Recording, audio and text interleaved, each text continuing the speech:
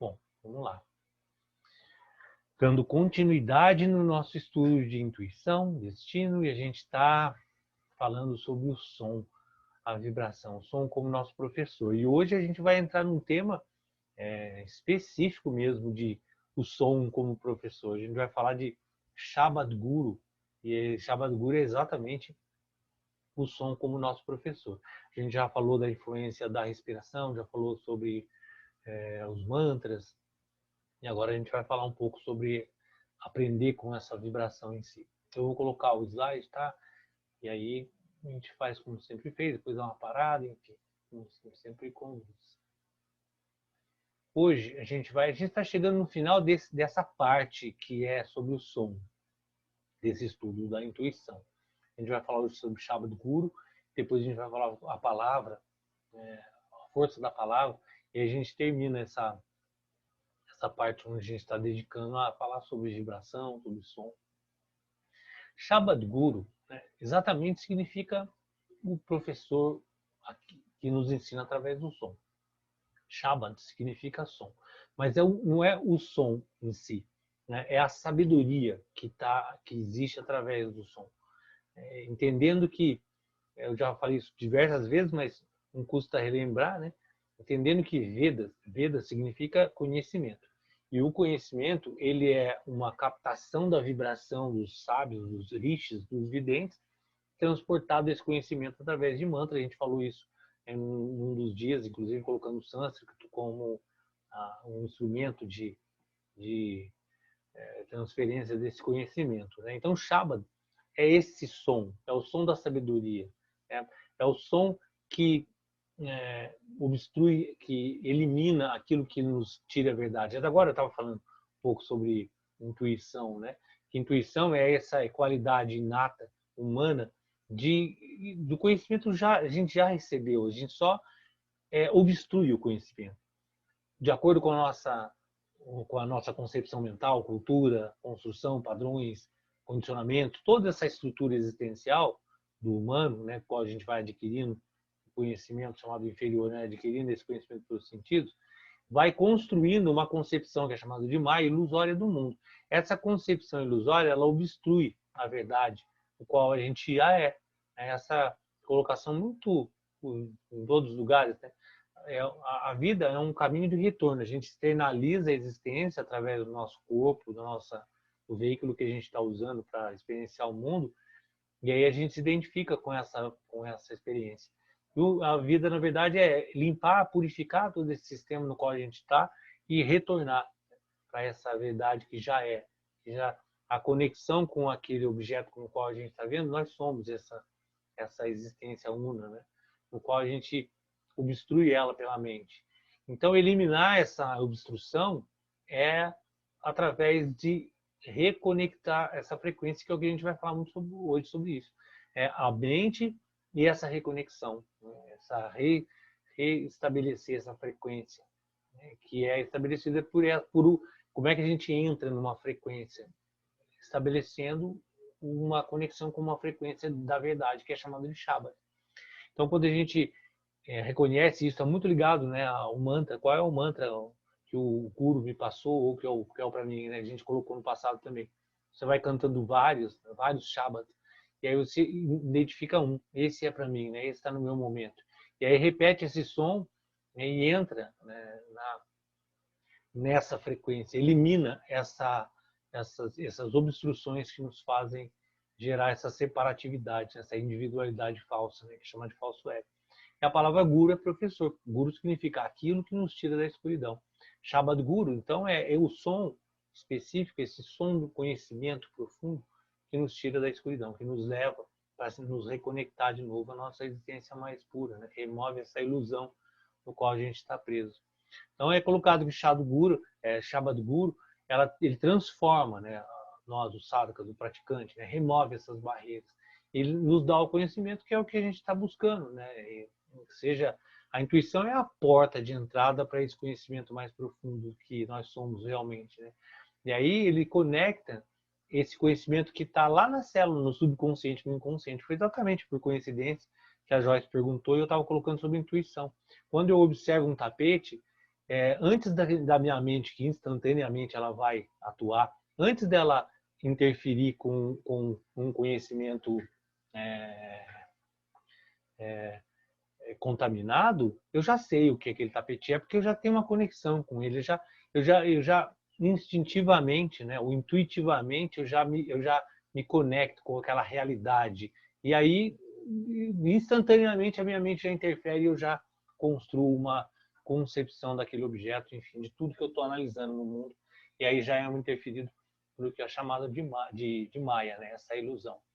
Então, para aprender o Shabad Guru é preciso prática, experimentar. E isso é uma coisa muito do Tantra, né? Que não existe, a vida é uma prática, a vida é uma experiência, né? Não existe teoria da vida, né? Não existe você analisar a existência teoricamente, né? Você tem que viver, não tem outra forma. E a forma de experienciar toda essa existência vibracional é vivendo, experienciando. E isso, prática, né? Sadhana é a nossa vida, né? É uma organização da nossa vida, né? O dia a dia é o sadhana, todos os dias é sadhana, né? Uma coisa que eu já coloquei, né, aqui algumas vezes, a gente entender o yoga, que é essa busca constante para se reconectar. Não tem yoga uma vez, 2 vezes por semana, né? Yoga é todo dia, né? Não tem, você não vive um dia, pula outro, né? Hoje eu vou viver, amanhã eu vou viver domingo, terça e quinta. Todos os dias da nossa vida. Então, sadhana é essa prática diária, essa constante busca por essa reconexão. Quando a gente se desconecta disso, a gente vai ver um pouquinho sobre as mentes, né? A gente perde o nosso caminho.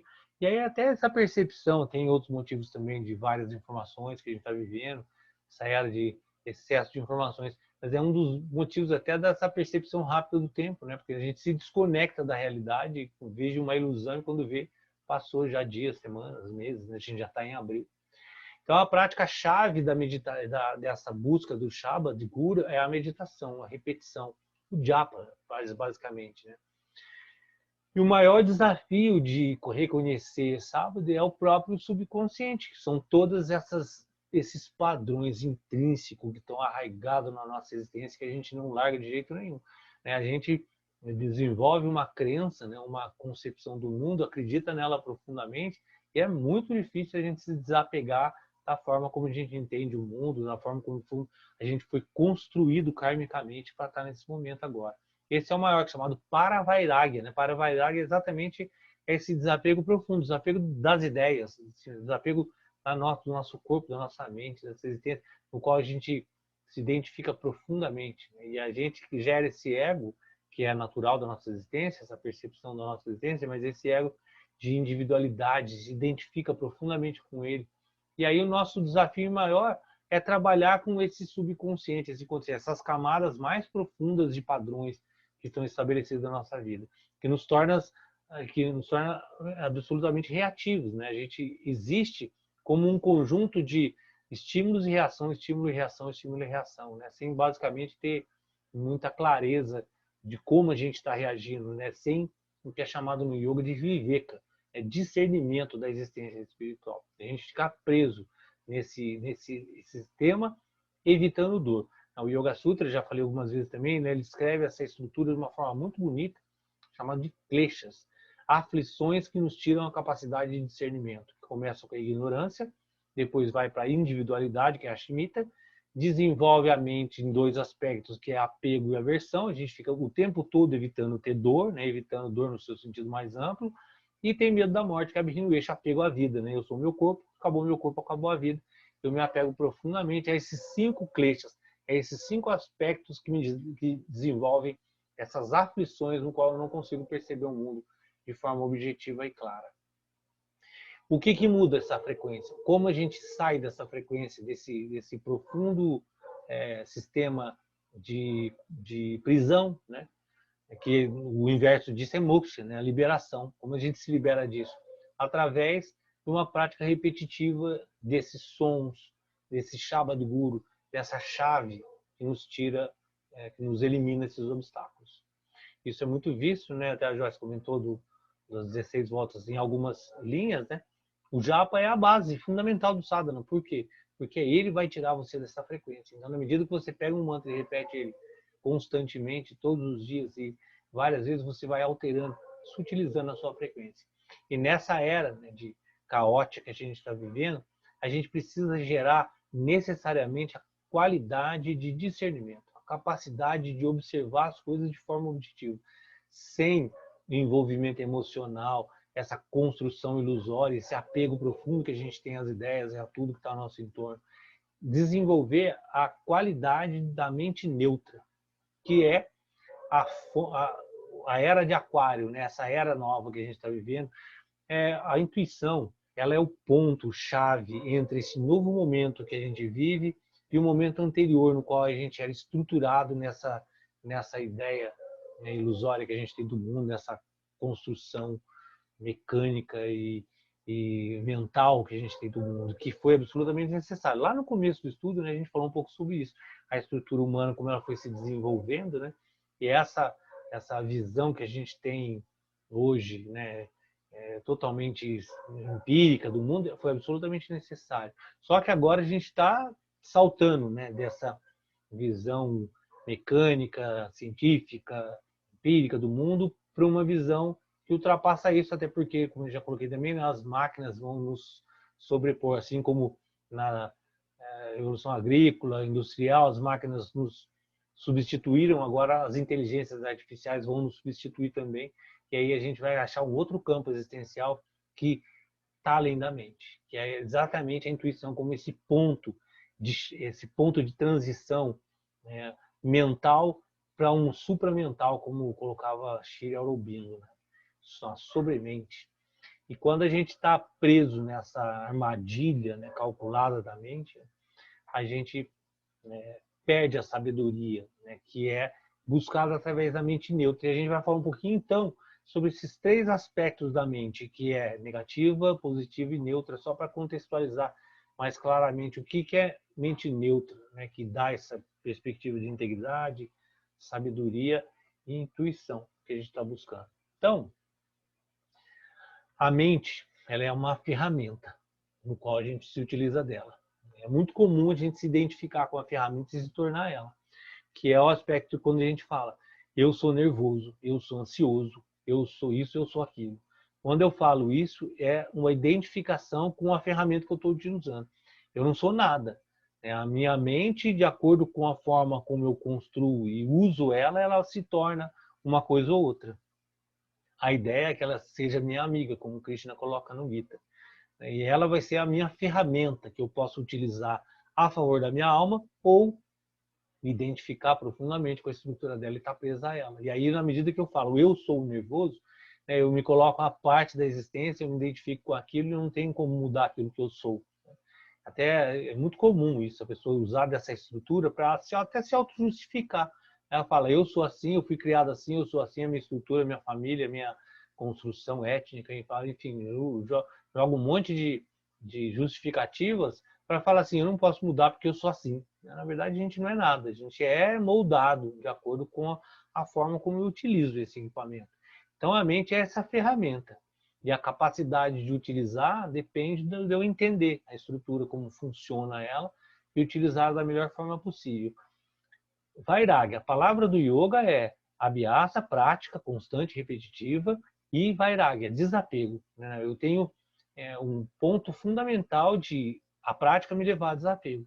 Desapego significa eu não sou a minha mente, eu não sou o meu corpo, eu não sou nada disso. Eu sou o observador que está atrás desse sistema. E aí, autoconhecimento exatamente significa conhecer profundamente esse equipamento no qual eu estou preso a ele. Então, a mente, ela vai ser a minha amiga na medida que eu entender, né, como ela funciona, as estruturas, as funções e utilizar ela como uma ferramenta, treinar ela. É um cachorro que eu estou adestrando. Um cachorro bem difícil de adestrar, mas eu consigo com disciplina. Ela tem três aspectos funcionais, né? Esse estudo é um estudo muito legal. Eu até, aquele curso Conquistando a Mente, que eu já tenho 5 turmas já, vai para a sexta, se Deus quiser, esse ano, ele nasceu por causa desse estudo dos aspectos de desenvolvimento da mente. Eu até gostaria de reduzir, porque é um estudo muito complexo, que eu estou falando isso porque os aspectos negativo, positivo e neutro vão se desdobrar em várias em vários outros, a funcionalidade negativa, positiva, neutra, vai se desdobrar em vários aspectos e funções que vão chegar lá no final nos nossos hábitos. Conseguir entender essa rede funcional da mente, você, através do hábito, consegue detectar qual é a estrutura que levou você até aquele hábito. E aí você pode adotar uma meditação, uma prática específica para alterar hábitos específicos. Se a gente tiver condição de fazer uma análise dos nossos hábitos, né, que são chamados de facetas, né, são 81 esse estudo que foi discriminado, 81 hábitos, facetas que a gente tem. Cada uma delas, se você conseguir analisar, você retorna o processo no qual a mente negativa, positiva ou neutra se desdobra nos aspectos e vai chegar até lá o nosso hábito. E é uma forma muito interessante de uma análise profunda de toda essa estrutura de funcionamento mental. Mas hoje a gente vai tentar passar por cima só desses 3 aspectos funcionais de negativa, positiva e neutra, né, como foi colocada a necessidade de a gente desenvolver essa mente neutra. Tudo isso é uma coisa só, claro. Toda essa separação é um aspecto humano de existir. A gente separa tudo para poder entender e voltar ao todo, né? E sempre entendendo, né, que tudo é uma coisa só. Para a gente entender essa coisa só, a gente precisa segmentar, entender parte por parte.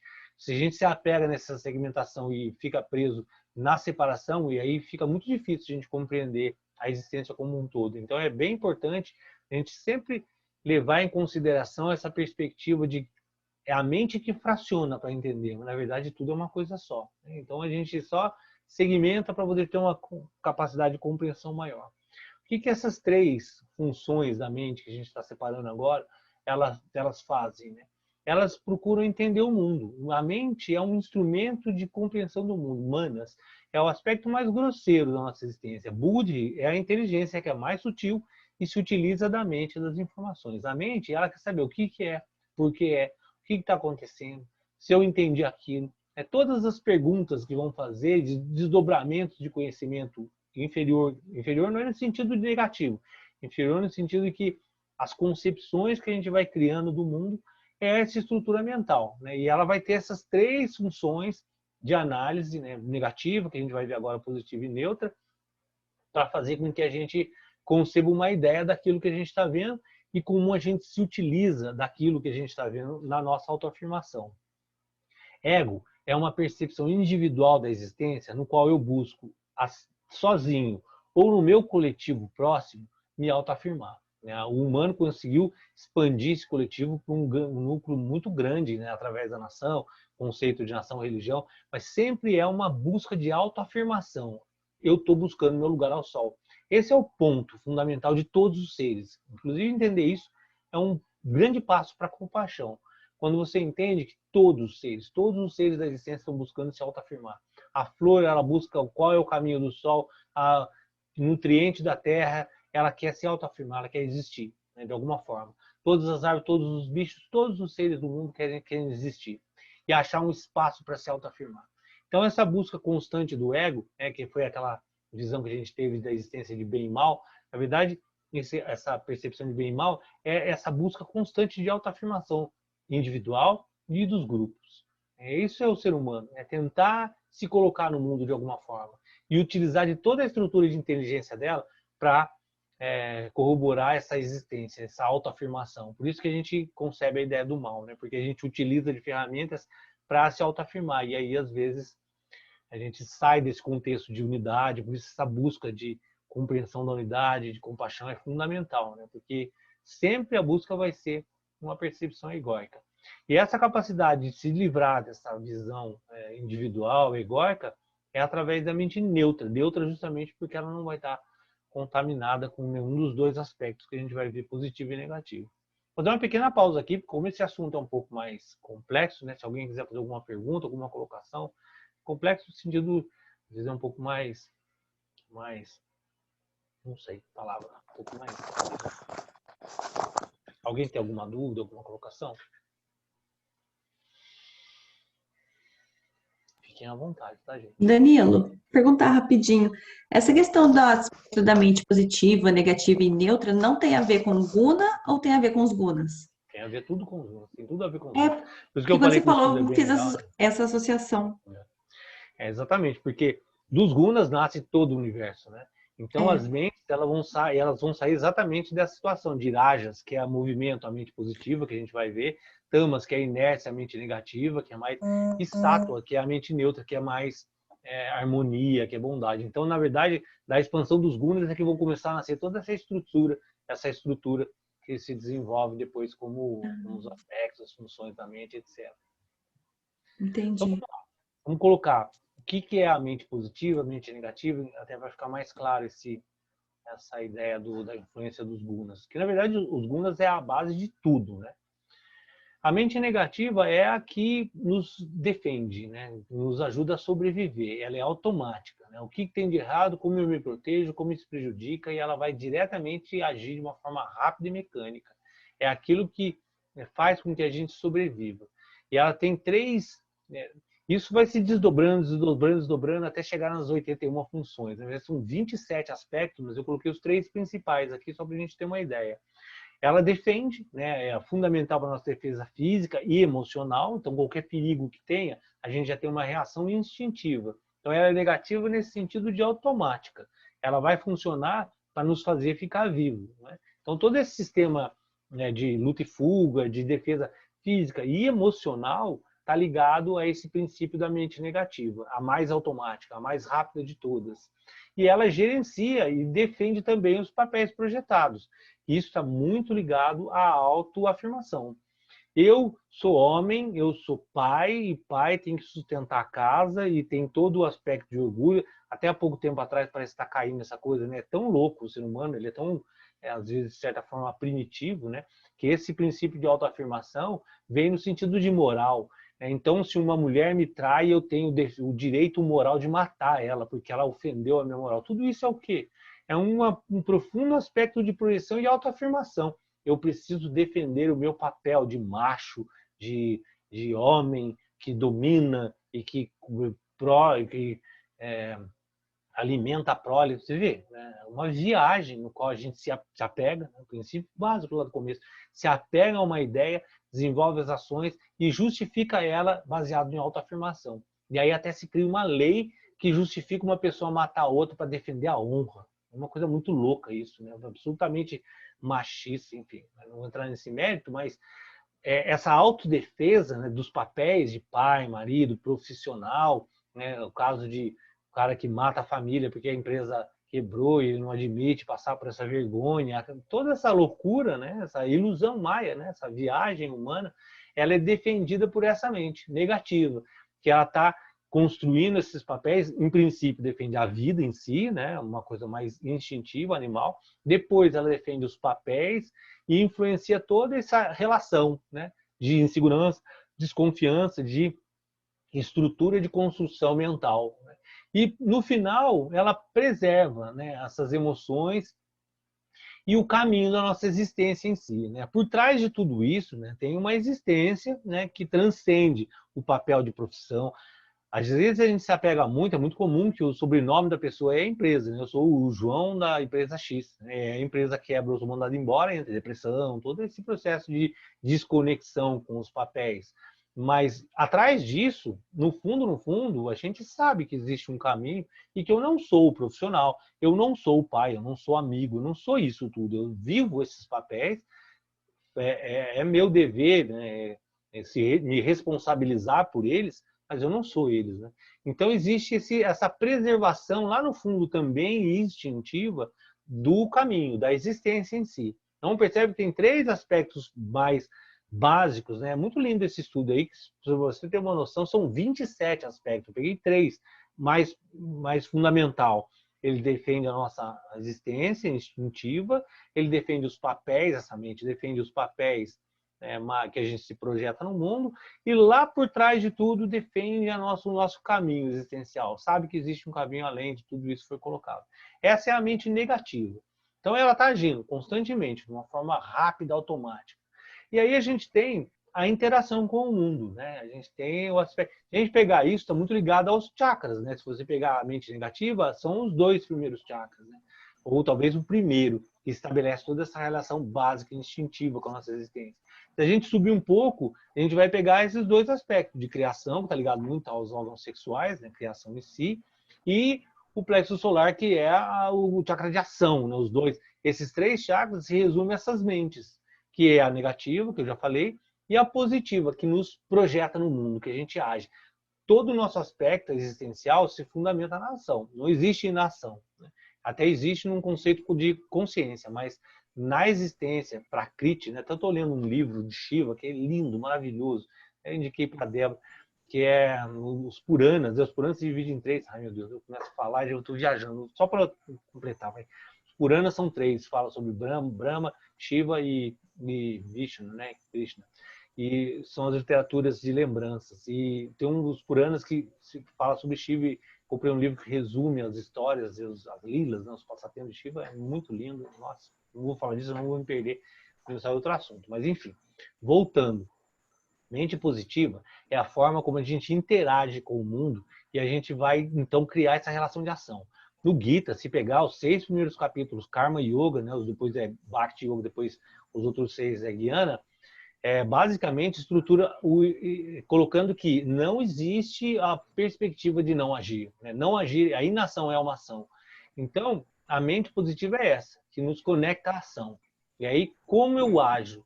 Como isso pode ser útil para mim? Né? Como eu faço as coisas? Como eu quero? Todas as expressões ligadas à ação está ligado à mente positiva. Não sei se está bem claro, né? A mente negativa é essa de defesa, estrutura, de proteção. A mente positiva é a mente de ação. Tem alguém que está com o microfone aberto aí, por favor, se dá uma olhadinha, só para não. A mente positiva é essa de relação, de ação. Né? Quais são as 3 expressões que eu separei básicas da mente positiva? O artista, né, a mente positiva é a capacidade de criação. Né? A gente falar dos 2 chakras, né? O Swadhisthana e Manipura, cria e age, cria e faz. É a capacidade do ser humano de fazer tudo que a gente faz. Está agora, inclusive aqui na internet, computador, essa perspectiva profunda de realização. Né?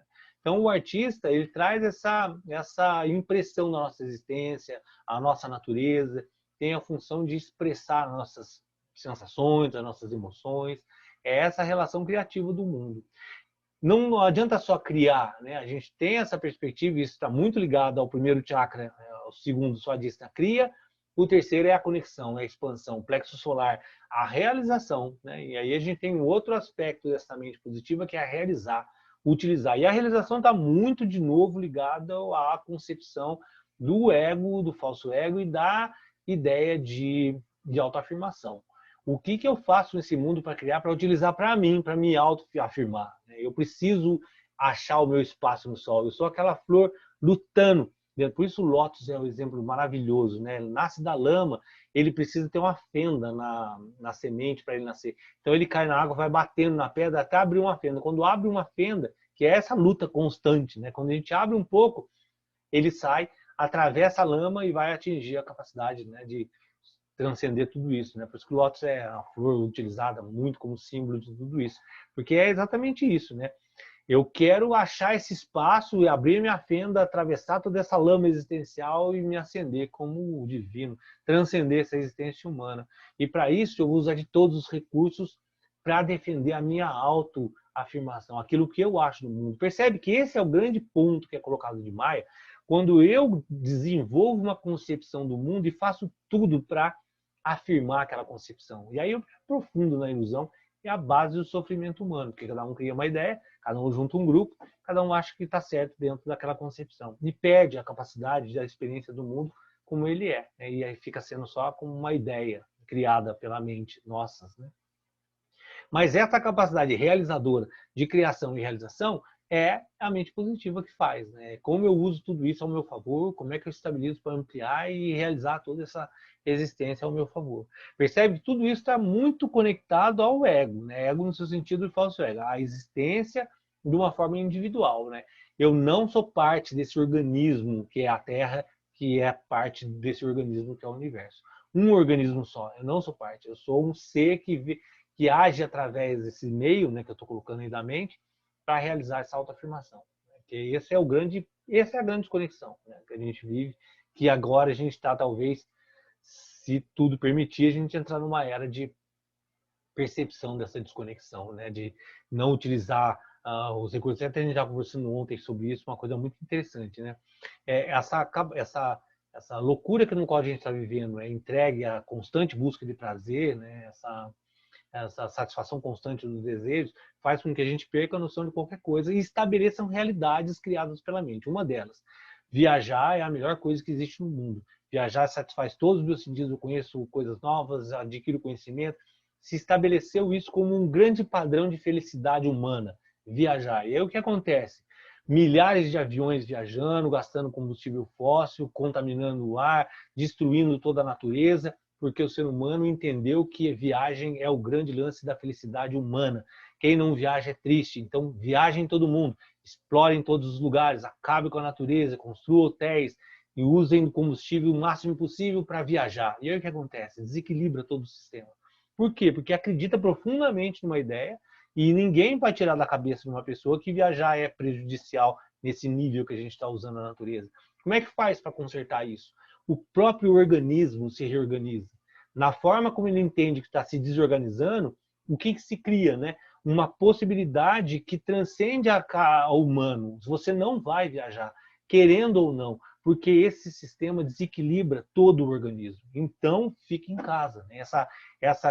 Esse momento que a gente está vivendo aí de certa forma, empurrado para não fazer as coisas, é porque o organismo está necessitando se reorganizar, o organismo como terra. Então, se o ser humano não tem capacidade de entender isso, porque estabeleceu tão profundo na mente dele que aquilo é muito bom, que ninguém pode chegar e falar assim, não viaja. Falar para uma pessoa não viajar é quase que falar uma ofensa, né? Sei lá, uma coisa das piores coisas que pode um ser humano falar é falar assim, não, viajar não é tão bom assim, né? Vai ser colocado como, sei lá, né, a palavra usar nisso. Mas, enfim, é necessário. É necessário que as pessoas parem com esse consumo exagerado, com essa forma desorientada E aí, se não entende intelectualmente, né, dessa forma de concepção, vai ter que entender de outro jeito. Então, o próprio organismo se incumbe, né, de regular todo esse sistema. E aí, esse é o aspecto missionário, né? Que é tentando mostrar a realidade, um aspecto que vem da meditação, né? Dessa perseguição pela essência. Percebe que mesmo todas as duas mentes, que são absolutamente externalizando, de ação, criação, defesa, etc., existe um ponto lá no fundo, né? De real, né? De realidade, mostrar a realidade. Né? Tanto isso é verdade, né? Que eu estou falando isso, né? Se eu, um ser qualquer do mundo, tem a capacidade de perceber isso, é porque isso está dentro do meu sistema. Né? De alguma forma, está me mostrando um caminho que não é assim. Né? Não é assim. Se for assim, não tem para ninguém, vai acabar tudo. Então, de alguma forma, a gente tem que reorganizar isso. Essas duas mentes, percebe que elas são projetadas para a gente existir dessa forma humana, animal, no sentido não pejorativo, mas existencial. Como a gente foge dessa armadilha, né, que nos leva a consumir, a fazer, a buscar, a autoafirmar, a passar por cima de qualquer pessoa, a fazer tudo, a promover aglomeração quando tem que ficar em casa e justificar isso de alguma forma. Percebe que a loucura humana, ela justifica qualquer coisa para manter a sua autopreservação dentro daquele grupo específico no qual você está. Então, de muitas formas, a gente está se usando de todas as ferramentas inteligentes que nos foi dada para simplesmente corroborar uma ideia no qual eu acho que deva ser. E aí eu vou usar de tudo para poder fazer isso, mesmo que isso prejudique a existência como um todo, que é o caso que eu coloquei agora das viagens. Como é que sai disso? Desenvolvendo a mente neutra. A mente neutra é exatamente a mente que consegue sobrepor a isso tudo. Ela não se apega, ela não reage, ela observa. Então, é a capacidade humana de não ser humano. Esse é o grande aspecto divino na existência humana. Na mesma forma que eu tenho um sistema que me prende a toda essa concepção automática, eu tenho também a possibilidade de me afastar disso e olhar isso de uma forma distante e neutra. Essa seria a mente neutra, que ela é desenvolvida pela meditação. A meditação é esse treino. Meditação no seu estado, né? Nas suas técnicas, é esse treino constante de levar a mente a esse estado de desapego e buscar o significado das coisas. Buscar, como ele coloca, como estou pondo aí os três básicos aspectos, né? De estratégia, né? E desenvolver esse conhecimento sem apego, uma perspectiva real das coisas, né? Sem estar apegado aos sentidos e prazer. Gerar uma capacidade de liderança como uma avaliação crítica. com critérios verdadeiros e não com critérios egóicos, que é a perspectiva de começa uns santos a lidarem com isso, né? De perceber que a vida não sou eu, não é meu grupo, não é a minha ideia, né? E aí eu começo a gerar essa avaliação mais crítica e começo a entender que a lei do karma é feita para isso, que eu sou responsável pelas minhas ações, mas não sou responsável pelo resultado da ação. O resultado é um conjunto de coisas que vão fazer com que aconteçam determinadas coisas, mas eu sou sempre responsável pela ação momentânea. Eu tenho essa consciência dos meus limites. Eu sou parte da natureza, eu não sou a natureza. Eu não comando a natureza, eu não tenho domínio sobre a natureza. Eu simplesmente faço parte dela, cumprindo o meu papel, que é chamado de Dharma. E aí, no final, tem esse aspecto de professor, essa capacidade de discernimento, de impessoalidade, que é isso que a gente está propondo aqui, de perceber o mundo de forma impessoal. Não sou eu, é uma existência. Que aos poucos a gente está entrando nessa perspectiva de entender, né, que nós somos uma unidade, de alguma forma, né, que não é, né, dinheiro, construir 20 casas, ficar rico, comprar avião. Né, de alguma forma, existe algo além disso, no qual eu faço parte, e que essa ideia que eu criei do mundo não é a definitiva e verdadeira. Né? Existem vários aspectos que eu preciso levar em consideração. O que eu tenho que desenvolver com o Shabad Guru, voltando ao tema da nossa conversa? Mente neutra. Como é que eu desenvolvo essa mente neutra? Através de um fluxo repetitivo de uma frequência nova. Eu estou numa frequência, aí eu acredito na viagem, ou acredito no ser rico, famoso, magro, entrei em outra frequência. E aí essa frequência eu me associo ao meu grupo e fico tentando ali defender. Nossa, gente. Vocês estão vendo o slide? Não. Né? Não? É, agora que eu vi que eu não compartilhei. Não. Mas deu para entender? É perfeitamente, Daniel. Agora há pouco que ele sumiu. Foi faz pouco que ele saiu. Mas vocês estavam vendo eu, então.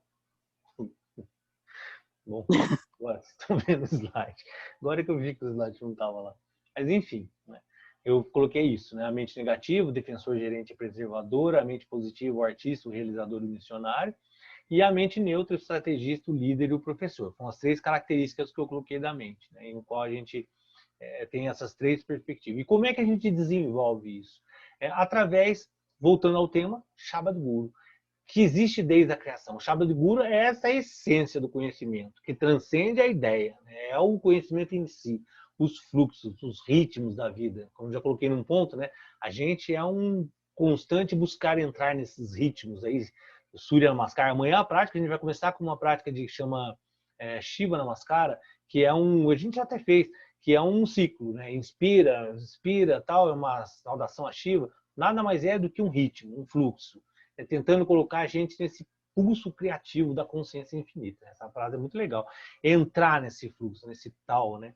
E aí essa vibração, que é buscada de uma forma mais grosseira através do exercício, da respiração, etc., de uma forma mais sutil através dos mantras do Shabad Guru, da vibração em si. E aí essas coisas vão tentando sincronizar. Então, quando eu estava colocando, a gente está numa frequência mais baixa, eu quero ser magro, rico e famoso, estou aqui. Todo o meu grupo está tentando defender essa ideia. E eu vou fazer tudo para defender que isso é a minha vida e eu vou fazer tudo por ela. O meu grupo também acredita nisso, eu estou ali. Aí, de repente, eu percebo que não é. Né? De repente, não é isso. Porque eu, sei lá, já entendi que não é isso. O que eu tenho que fazer? Sair dessa frequência e entrar em outra, né? Até a Joyce colocou um ponto em um momento, né? A associação, que é muito usada no Vaishnavismo. Eu preciso me associar e entrar em uma nova frequência. Então, além de estar cantando mantra para alterar a minha frequência, eu estou me associando a novas frequências para que eu saia daquela. Então, a base do Shabad Guru é eu encontrar uma nova frequência e usar ela repetidamente até que eu sutilize a minha existência e saia dessa frequência. Uma capacidade de uma mente sem medo, porque se eu estou pegado no passado, né, até estava colocando na live hoje, a gente tem 2 fluxos, né? Um conjunto de velhos condicionamentos e um conjunto de novos condicionamentos. Né? Eu percebi que a vida não é isso, é outra coisa. O que é essa outra coisa? Eu desenvolvo uma nova ideia e começo a fazer uma prática, um sadhana, né? Uma prática constante, repetitiva para atingir essa nova ideia. Então, na medida que eu ainda estou apegado à velha, a minha mente vai oscilar entre uma e outra. E aí eu tenho medo de sair daqui e ir para cá, e eu vou ficar apegado aqui. Então, Então, na medida que eu desenvolvo essa capacidade, essa coragem, essa mente neutra, que não está pegada a uma coisa a outra, eu começo uma continuidade num caminho novo. Eu vou desenvolver nessa nova frequência. Então, percebe que eu preciso eliminar essa passagem, né? Esse apego aos condicionamentos velhos, o que é muito difícil. Se eu não me livro desse condicionamento, minha mente sempre fica oscilando. E aí eu posso cantar 1000 vezes mantra, né? 200 mantras por dia, 6 horas de mantra por dia, mas ainda assim a minha mente vai oscilar entre os condicionamentos antigos. Eu preciso desenvolver essa capacidade de neutralidade mental, para que eu consiga pular, sair da infância e ir para a adolescência, sair da adolescência e ir para a fase adulta.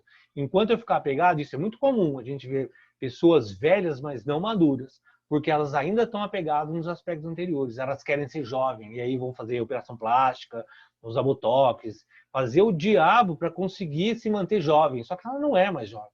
E aí ela não conseguiu desenvolver essa neutralidade de perceber a vida como ela é. E ela tenta ser o apego do velho condicionamento. E a mente vai sempre oscilar e ela vai sofrer. Não tem como. Ela vai passar esse medo de não ser mais jovem. E não é. E acabou, ponto final. Não tem conversa. Essa qualidade de perceber as formas como ela é objetiva é a capacidade da mente neutra. E percebe que ela é fundamental para que a gente alcance novas frequências. Se eu quiser ser jovem a vida inteira, eu sempre vou ficar preso a essa frequência inferior. Né? Inferior no sentido de anterior a outra. Não estou falando de melhor ou pior. Mas não estou falando de não conseguir alcançar novas frequências. Moksha, no yoga, é tido como liberação desse sistema todo. Porque percebe que o que eu estou falando é sair de um condicionamento e ir para outro. Sair de um condicionamento e ir para outro. Elevar, sutilizar, mas sempre está preso ao condicionamento. E isso é a base dos gunas, né, como se for colocado. A gente está preso a isso.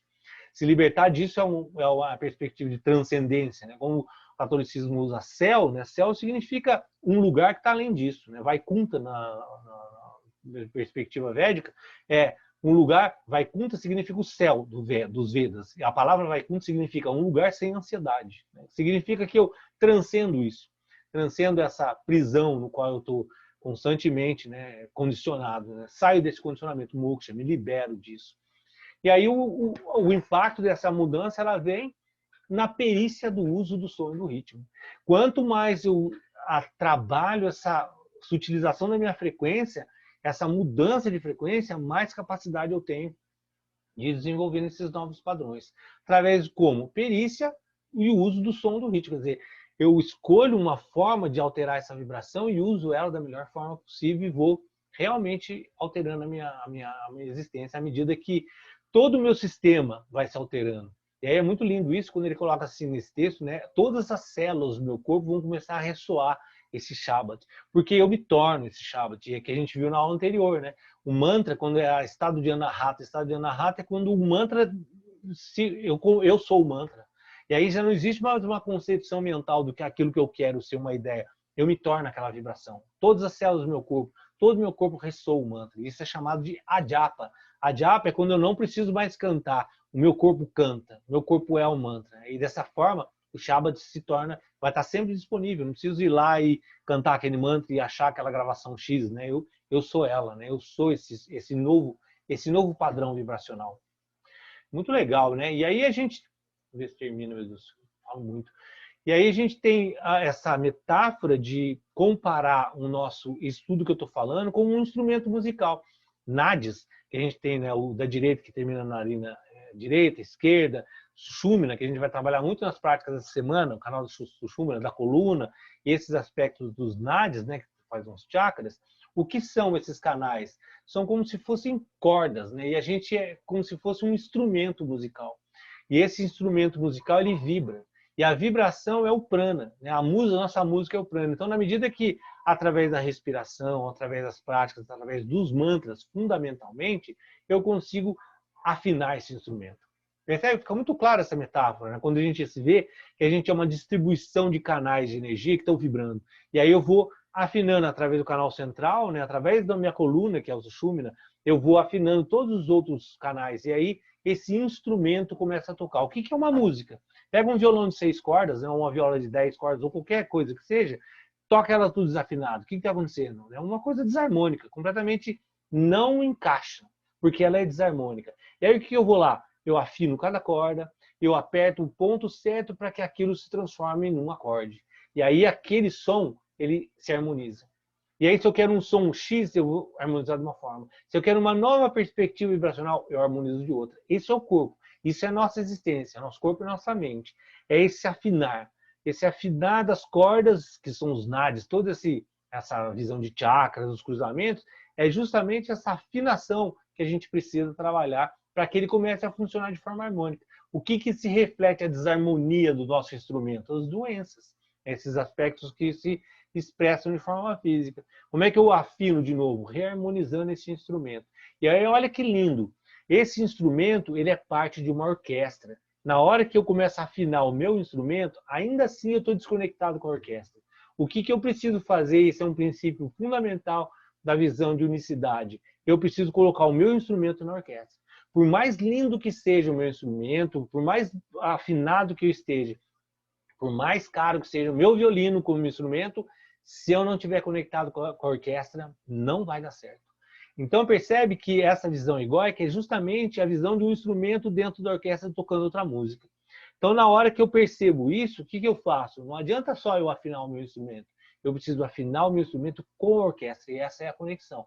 Esse é o grande princípio de religião, de religar, eu me conecto a esse sistema, e aí flui tudo de uma forma harmônica. Eu estou tocando junto com a orquestra. E aí todos esses pensamentos que a gente colocou no início, lá, que nos distrai, que tira a concepção da realidade, ele vai ser reorganizado através dos Shabad Guru, desses sons, desses mantras, dessas joias que os nossos sábios antigos nos deixaram para reorganizar, para afinar esse instrumento. Eles deixaram todas as condições para que a gente consiga afinar o instrumento de forma clara. E aí o que essa frase coloca, que eu achei muito legal, né, que isso produz uma quietude ativa. O que é uma quietude ativa? Quem toca instrumento, quem gosta de música, entende isso, né? Se você consegue uma afinação perfeita no seu instrumento, um acorde perfeito, é quase que uma quietude ativa. Na verdade, todas as cordas estão tocando, mas existe uma profunda harmonia. Se uma corda desafina, essa harmonia se desfaz. E aí você sai desse ponto zero de consciência, que é chamado de Shunya. Shunya é essa capacidade de você estar absolutamente conectado a essa harmonia. Qualquer uma parte que se saia, você pegar uma orquestra, se um instrumento estiver desafinado e fora do ritmo, a orquestra inteira vai sentir. Cria um incômodo. Esse incômodo que vai sair dessa quietude ativa. Quietude ativa é estar tudo funcionando de forma harmônica. Percebe que existe uma ação, a orquestra está tocando, a música está tocando, mas existe uma profunda bem-aventurança, ananda seria a palavra, essa quietude de forma ativa. E aí, então, não existe, terminando, né, nada tão efetivo e universal que esses padrões chamados Shabad Guru, que são esses trechos dos mantras, dos Vedas, ou dos Sri Granth Sahib, ou de qualquer coisa que seja, mas esses conjuntos, essas fórmulas vibracionais que nos ajudam profundamente a afinar o nosso instrumento com a orquestra. Eu achei que essa ideia da orquestra e do instrumento ela é muito bacana para dar essa clareza, né, na hora que eu uso cada corda afinando através esses conjuntos vibracionais. E aí primeiro eu preciso me organizar, né? Primeiro o meu instrumento tem que estar, né? Pega o violino, primeiro você tem que afinar um violino. E esse violino depois vai entrar na orquestra. Não tem como ser de forma diferente, né? Primeiro arrumar a sua casa e depois você entrar nesse conjunto. Conseguir falar tudo. Então, essa é a ideia de Shabad Guru, essas fórmulas vibracionais que estão disponíveis para a gente entrar nessa orquestra. Fiquem à vontade, gente, para perguntar, fazer alguma colocação, enfim. Danilo, eu queria entender um pouquinho mais sobre a mente neutra, porque eu entendi muito bem a positiva e a negativa, é a que constrói todo esse processo nosso desse dia a dia. Agora, como que nós podemos colocar a mente neutra no nosso dia a dia para a gente conseguir não agir demais e nem agir menos, né? Bom, a mente neutra, como dar esse ela equilíbrio? Sim. A mente neutra, ela é ativada através da meditação. O que é a mente neutra? É a capacidade de quietude. é o silenciamento desse movimento, que é a primeira frase, os 3 primeiros sutras do Yoga Sutra, define exatamente yoga, né, que vai falar Chitta Vritti, yoga é Chitta Vritti Nirodha, né?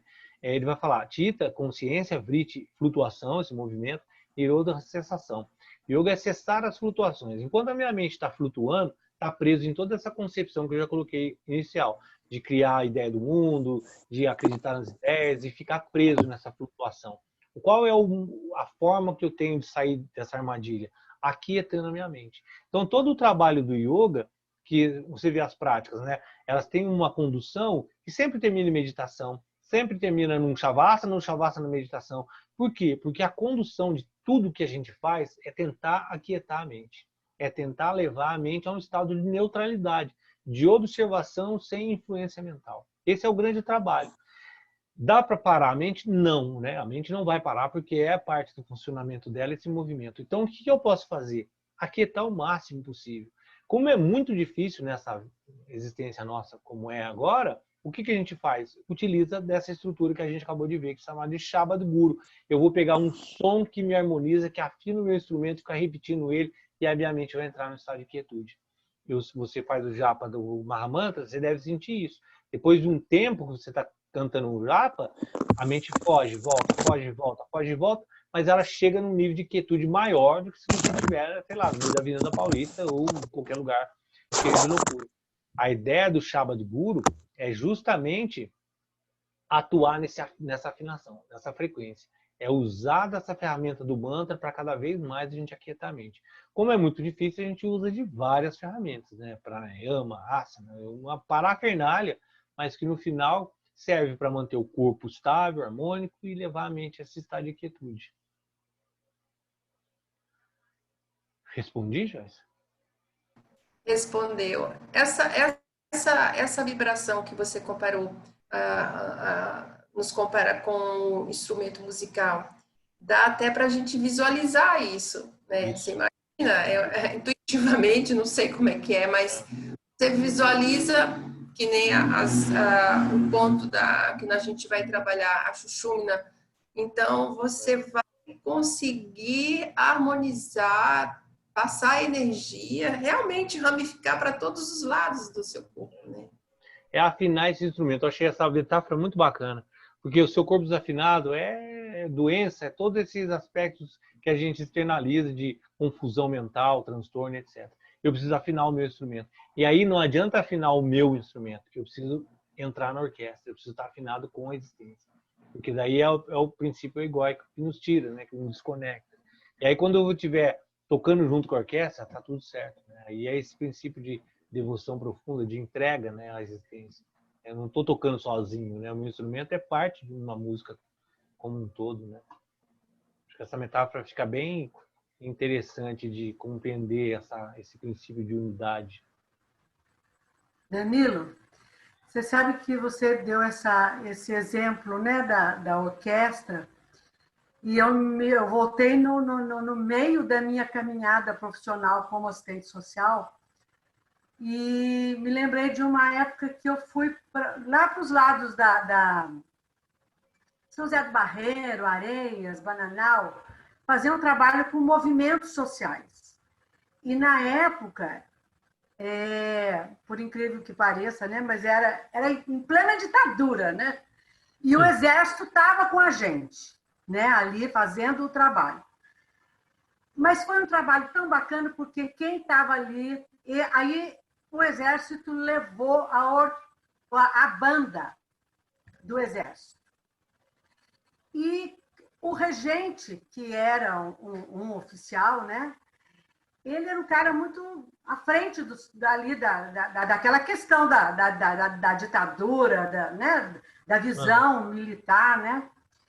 Mas ele fez uma coisa tão bacana de alinhar o meu trabalho, da equipe que eu participava, né, de serviço social, com a orquestra.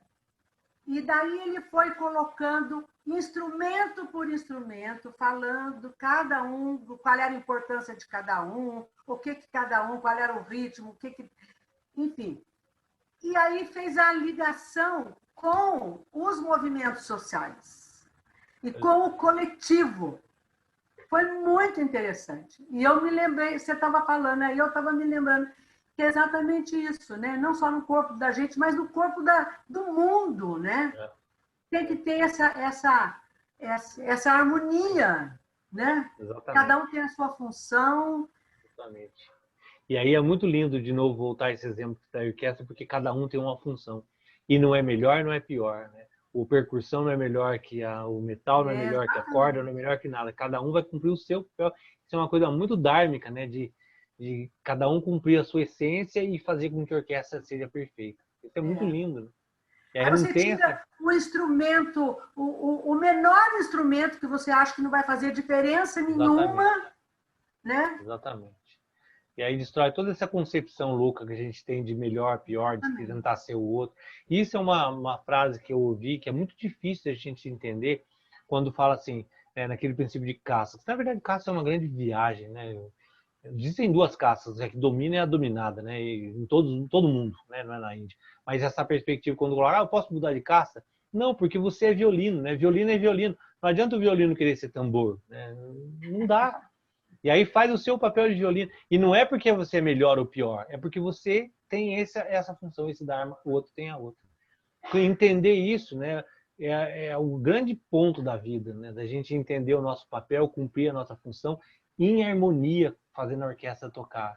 Enquanto a orquestra não tocar de forma harmônica, a gente vai viver nessa loucura que a gente está vivendo, né, totalmente desconjuntado. Isso daí, Danilo, essa loucura toda pode se chamar de falso ego, cada um está querendo manifestar Exatamente. um E é muito comportamento. importante essa colocação que você fez da frase falso ego, porque mistura-se muito a questão do ego e do falso ego, porque o ego ele é absolutamente necessário para a nossa existência humana. Para a gente ser humano, a gente necessita do ego, assim como eu necessito do coração. Então não tem condição de falar assim, o coração é meio chato, não quero mais ter coração. Para mim ser um grande ser humano, eu vou eliminar o coração. Não tem como, porque o coração é parte da minha existência. Assim como o ego é parte da minha existência, mais sutil, mas faz parte. Então não tem como eu falar, eu vou eliminar o meu ego porque eu deixo de ser humano. Então é uma colocação bem interessante entender que o falso ego é essa percepção de individualidade. Eu não faço parte do mundo, eu sou um ser sozinho. Eu não dependo de nada, só da minha ideia, da minha cabeça, percebe? Essa ideia de falso ego é que faz com que a orquestra nunca se afine. Mas o ego é entender que eu sou violino, o outro é violoncelo, o outro é enfim. Esse é o ego. É a perspectiva da existência da individualidade que é humana. E aí, se você entendeu isso, que eu sou violino, beleza. Agora, eu não sou um violino fora da orquestra. Eu sou parte da orquestra. E aí, quando eu acho que eu sou sozinho e eu vou tocar a música que eu quiser, aí é essa perspectiva de falso ego. E no yoga é chamado de arrankara. Arrankara é essa ideia de que eu faço.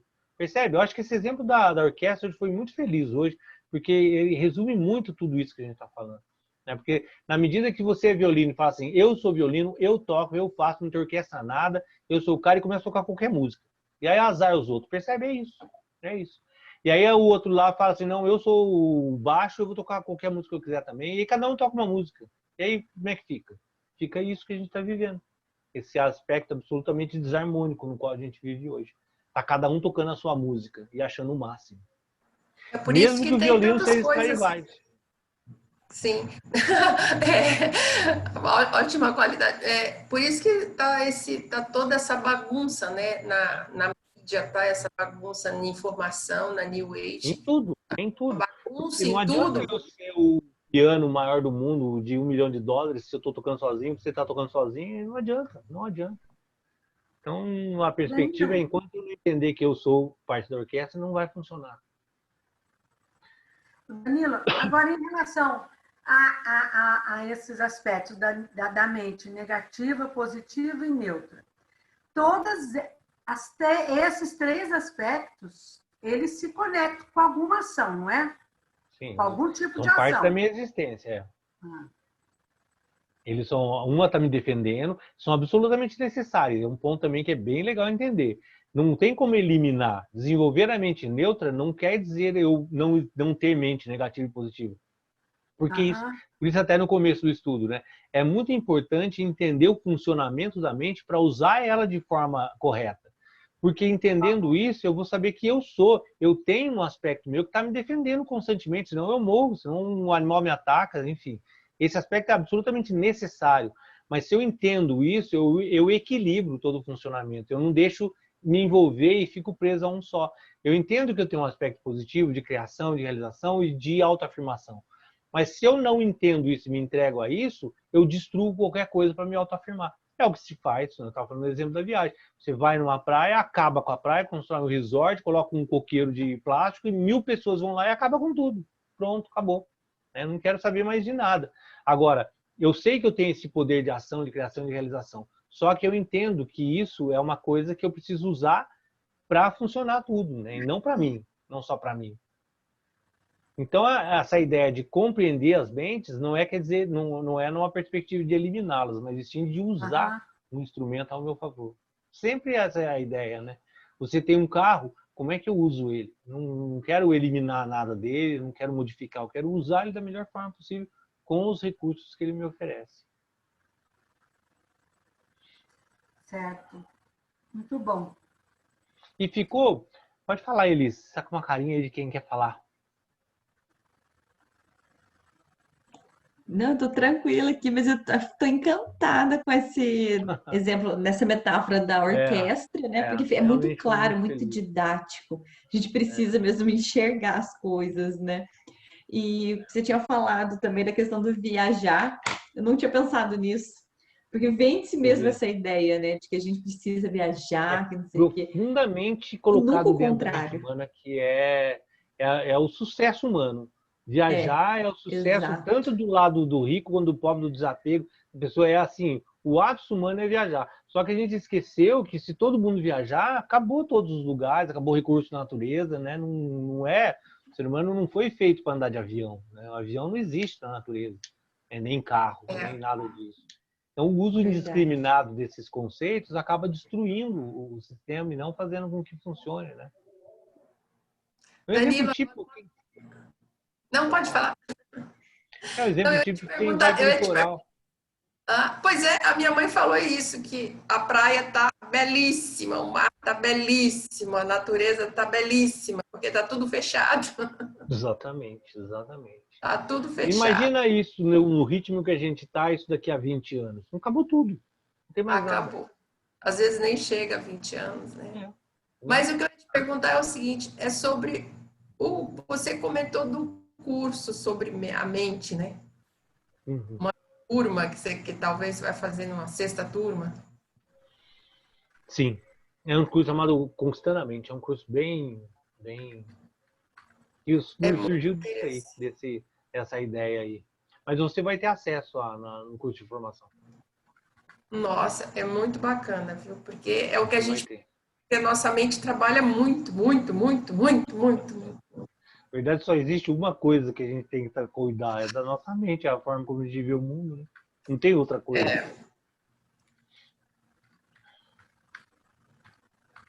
E conhecer vai fazer parte, vai fazer com que é esse processo mesmo, né? A gente precisa se conhecer, precisa conhecer a matéria, como é composto tudo isso aqui, para a gente poder sair disso, né? Exatamente. Isso é o princípio do autoconhecimento.